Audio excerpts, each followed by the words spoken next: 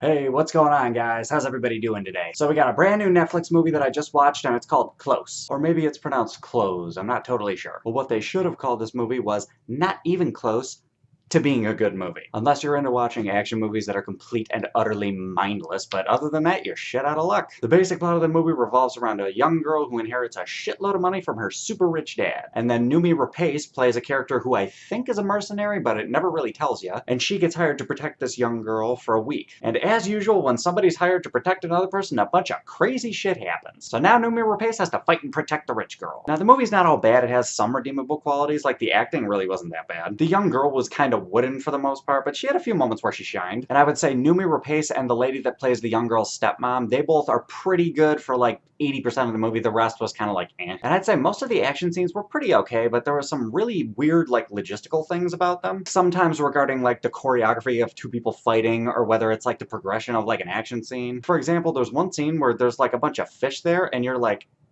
I mean, okay, but like, why? And this might sound really weird, but the best part of the movie was one particular line that Noomi Rapace has. And the reason why is because this line sets up a shitload of tension and all the stakes for a scene directly following it. Because there was a scene that felt really, really tense for some reason, and then I realized, oh, it's because it was perfectly set up. Honestly, it was shocking to find out that one line can perfectly telegraph a scene directly afterward. But yeah, besides that, the movie's just kind of shitty. There's a lot of random, kind of unimportant dialogue in the movie, and there's just a lot of dialogue that just kind of comes out weird. And yet again, the movie just in general has a bunch of logistical issues. For instance, at one point there's a news broadcast and there's two people being interviewed, but in reality, there's no reason why these two people would ever even be in the same room with each other during a scenario like this, let alone on live television. And the movie's full of just kind of weird stuff like that. And there's parts of the first act that are like really choppy and time jumpy, and it was just done really weird. And the movie was just so sloppily made that like by the end of the movie, you didn't really care about like any of the arcs that the characters had at that point. Like the weight of the character arcs pretty much meant nothing. So based on everything I've said, I think for a score out of 10, I think I'm gonna give it a 3.2. It's kind of a cliche discount version of a Jason Bourne movie or something from the Taken franchise. And the fact that there's so many Taken